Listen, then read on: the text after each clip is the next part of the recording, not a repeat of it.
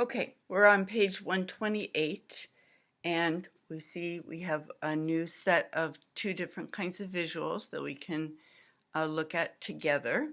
And this one is a circle graph, and this one's a bar graph. Now, if we know, this one says, what makes up your credit score? This one says, do you know your credit score? If we know about credit scores and credit history, then we can answer these questions without reading the paragraph that's above it. And remember, we like to not take time to read the paragraph that goes with the graphs if we can avoid it, because it takes up time on a timed test. But if we don't know about credit scores and credit history, then we would run into problems answering these questions. So let's just assume that we do know and take a look.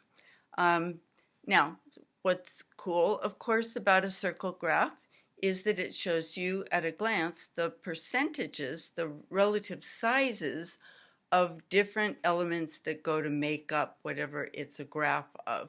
So since this is about our credit score, and all of these are the things that go into making up our credit score, you can see relatively that whatever this is, that makes up a lot of our credit score. That's very important.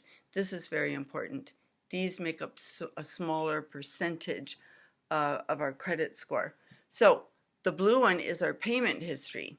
So how do we make our payments? Are we always on time, or are we ever late? The yellow one is how much debt we have. So how much money do we owe? And then the other three are things like how long we've had credit, whether we've requested a lot of new credit recently. That's generally bad for your credit score to apply for a whole bunch of new credit at once. Looks like you're in trouble financially. And the last one is the different kinds of credit, like whether they're home mortgages or car loans or credit card debts or things like that. So we can see what goes into making up our credit history. And over here, we can see a very simple bar graph about what different credit score numbers mean. What's a good credit score? What's a bad credit score? So below 580 is not a good credit score. Above 720 is a good credit score. All right, number 7. In which of the following credit score ranges is a person who is consistently late in making mortgage payments, credit card payments, and student loan payments, and who also has a high balance on each of these most likely to be? So we have answers 400 to 450, 550 to 600. So, but they're the lowest.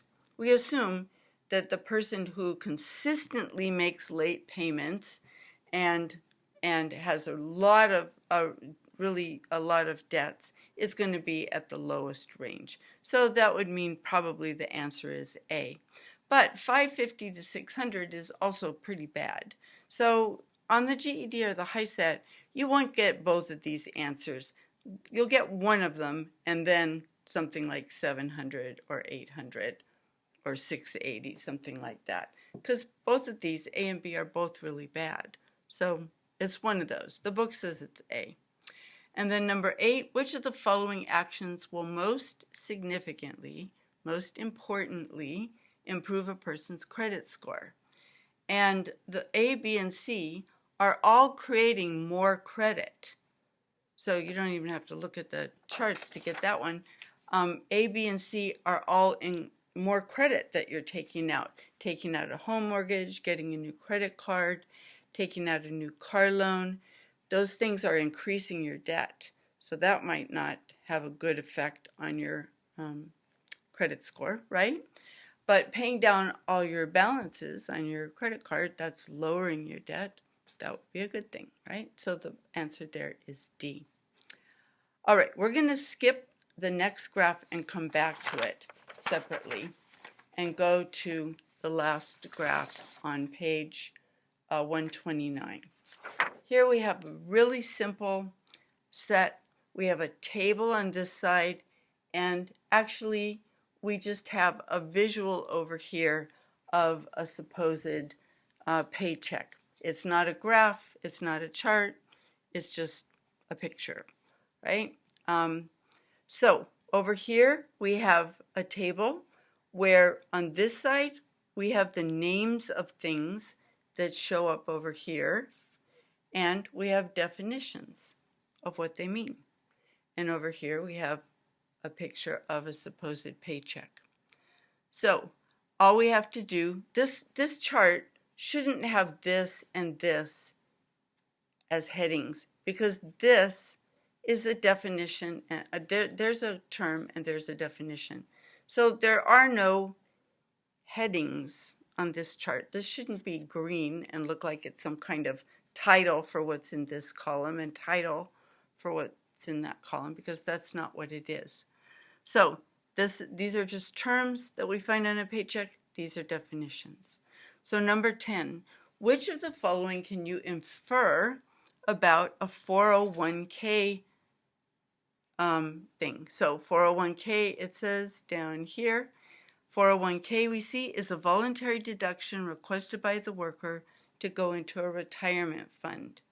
So which can we guess based upon clues, make a logical guess about? 401k monies never come out of a person's paycheck? No, it's something that might come out of our paycheck. B, not everyone has 401k monies removed from his or her paycheck. It says voluntary. So not everybody gets these removed from their paycheck. C, the government randomly removes money. No, that doesn't match the definition, and they're not part of federal withholding. So the only answer that works is B. And number 11, which of the following conclusions can be drawn from comparing and contrasting the tax table and the pay stub? So comparing these, looking at both of these, we're not really comparing these, we're just looking at both of them. Okay, so A, net pay is the smallest amount that will appear on your pay stub. No, the smallest amounts might be your state and local taxes. Look, net pay is bigger than some of the other things on there, so that doesn't work. B, paying federal, state, and local taxes is an individual choice. No, you can see from the definitions that these are deductions that are made from our checks. We don't get to choose whether or not they're going to be taken out. C, the table provides the information to the employee, while the pay stub provides information to the employer. No, this is the employee's check stub. This is the employee's information about the terms on the check stub. And D, gross pay is the largest amount that will appear. Well, on here, that's the largest amount on here, so that's probably the answer.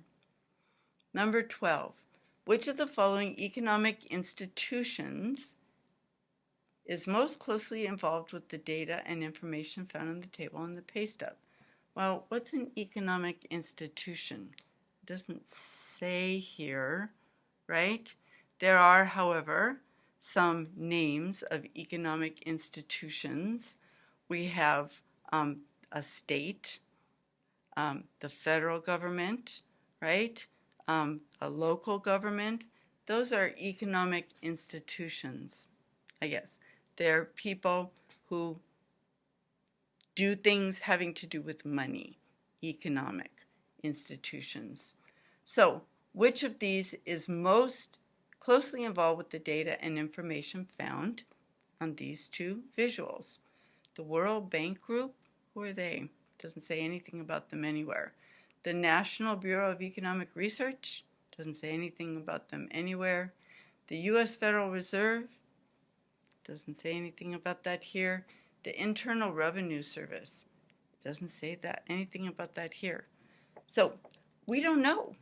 We don't know what these institutions are and whether they might have anything to do with this. So we can't answer that question from these two visuals. We're not going to get a question like that on the GED or the HiSET. All right, it's the Internal Revenue Service, because that's where our taxes eventually go, right? The IRS. But we don't get that from this information. So there's no way for us to know how to get an answer here. Be assured, no questions like that on the GED or HiSET. Number 13, the federal government may institute a stimulative fiscal policy. What is that? when it wants to stimulate economic growth. Okay, if the government wants to make the economy grow, it's going to institute a stimulative fiscal policy, whatever that is. Which of the following changes is the person whose pay stub is shown most likely to see if the federal government makes changes to make the economy grow? Well, we can't answer this without knowing what the government does to make the economy grow. So if the government wants the economy to get better, it wants more money out there. It wants to make sure we have more money to spend. So stores will do better. Banks and credit unions will do better because we'll take out more loans. If we have more money and spend it, the economy gets better, right? Businesses do better. But if we don't know that, we can't really answer this question very well. But we would learn about that in the economics class, which we're going to take before we take the GED or the HiSET, right? And so basically A is the answer there. They would decrease the amount of money they withhold from our check, right? They would take less money out of our check, so our net pay is higher, and we have more money to spend. So we'll go out and spend it out there in the economy and make the economy better. All right, we're going to end this, come back for one more short video on that last really difficult looking set of graphs.